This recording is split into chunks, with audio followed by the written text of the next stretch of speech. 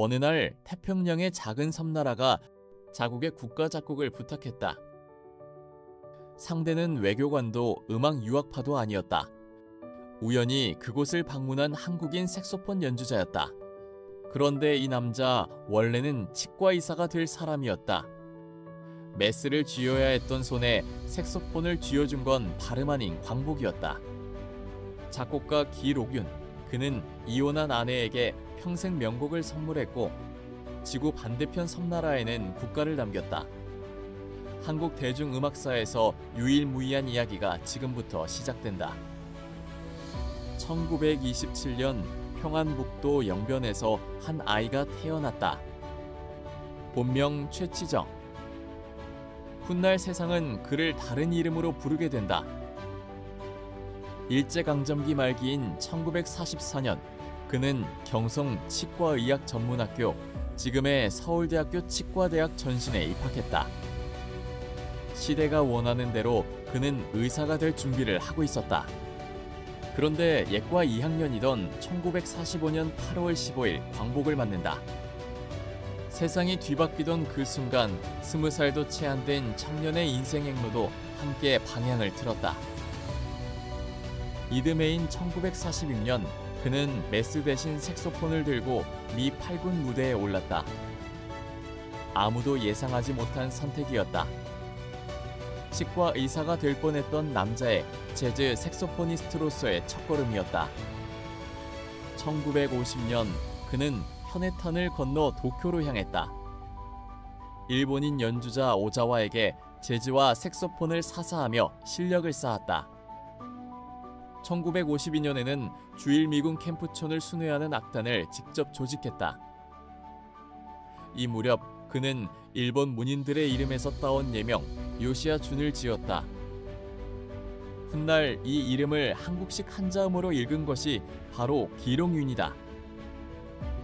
성씨가 길씨라는 오해를 지금도 종종 받지만 정작 본명은 따로 있었다는 사실을 아는 사람은 많지 않다. 도쿄에서 보낸 20년은 그에게 단순한 도피가 아니었다. 미군 클럽 무대를 전전하며 그는 즉흥 연주와 편곡, 밴드 운영까지 스스로 익혔다. 훗날 그가 3천여 곡을 홀로 작사, 작곡, 편곡해낼 수 있었던 밑거름은 무명 시절 이 색소폰 하나로 버틴 세월에서 만들어졌다. 1960년 그는 도쿄 스윙 오케스트라를 이끌고 서울로 돌아왔다. 그리고 1962년 선배 색소포니스트 이봉조의 권유로 신인 가수 현미의 데뷔 앨범에 자신의 정식 작곡 데뷔곡 내 사랑아를 실었다. 무명 재즈 연주자가 작곡가로 첫 발을 뗀 순간이었다. 처음부터 밤안개가 메인곡이었던 것은 아니고 음반 녹음 과정에서 곡이 더 필요해 기록윤에게 받은 내 사랑아를 추가했다. 1966년 불도저 시장으로 불리던 서울시장 김현옥이 그를 찾아왔다.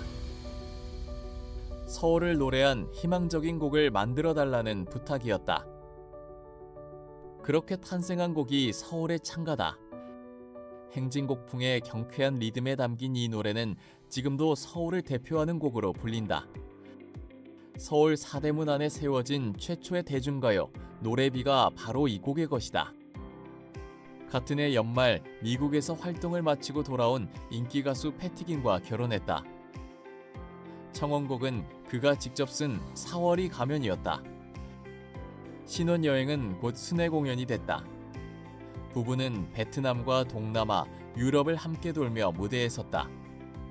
작곡가와 가수, 한국 가요사에서 가장 화려한 콤비가 이렇게 탄생했다. 1967년 홍콩에서 빛과 그림자를 발표했고 1969년에는 딸 정아가 태어났다.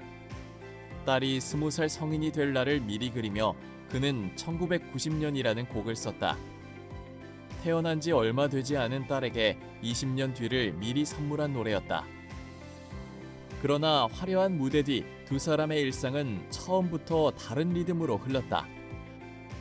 패티김은 술과 담배를 입에 대지 않았고 기상과 취침, 식사 시간까지 매일 정확히 지키는 사람이었다. 반면 그는 밥보다 술을 자주 찾았고 정해진 시간이랄 게 없는 자유분방한 생활을 했다. 1971년 뉴욕, 그는 한 곡을 쓴다. 제목 이별.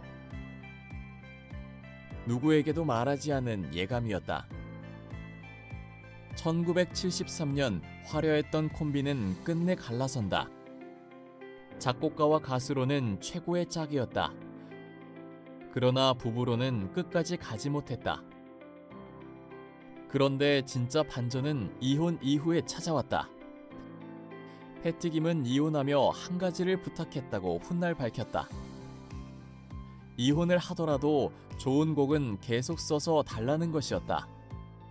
정확히 2년 뒤 그는 그 약속을 지켰다. 그가 건넨 곡 사랑은 영원히로 패티 김은 1974년 도쿄 국제가요제에서 입상했다. 갈라선 부부가 가요사에 남을 명곡을 계속 주고받은 셈이다. 그의 안목은 새로운 스타를 발굴하는 데도 향했다. 1976년 무명이던 신인 가수 혜은이에게 당신은 모르실 거야를 맡겼다.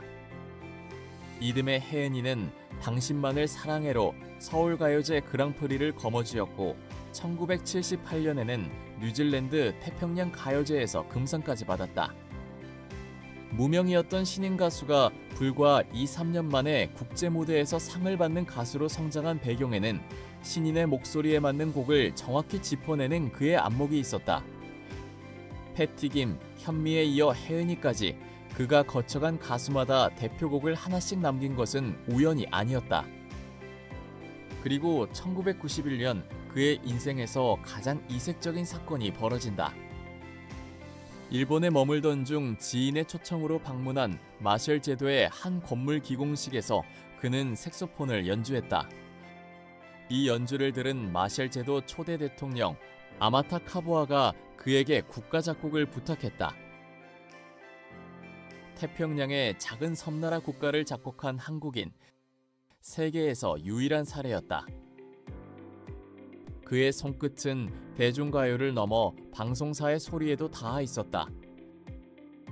1980년대부터 1990년대 중반까지 문화방송에서 흘러나오던 시보음 역시 그가 박춘석, 엄기돈, 정서봉과 함께 만든 곡이었다.